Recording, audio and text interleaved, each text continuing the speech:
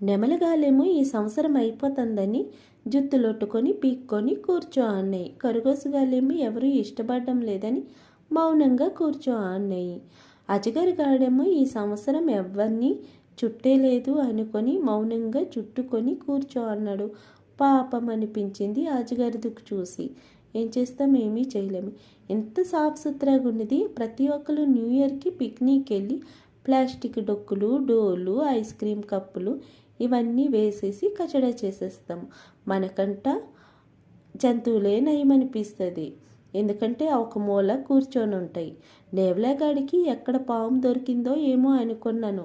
ఇటు అటు తిరిగేస్తున్నాడు. కాసేపు ఆగిరా, కళ్ళు తిరిగితేరా అనుకున్నాక నేవలాగాడేమో ఆగటం లేదు. పాపం అనిపించింది. ఈడి దుక్కు కాసేపు చూస్తే అనిపించింది వీడికి సుస్సు వస్తుంది, అందుకే అటునుంచి ఇటు తిరుగుతున్నాడు అనిపించింది. పాపం పావురమేమో జింపురు జుత్తు వేసుకొని మనల్ని చూస్తుంది. ఎవరైనా ఇష్టపడండి నన్ను అనుకొని చూస్తుంది. అయ్యో, న్యూ ఇయర్ వస్తుంది, ప్రతి ఒక్కరు నిన్నే ఇష్టపడతారు.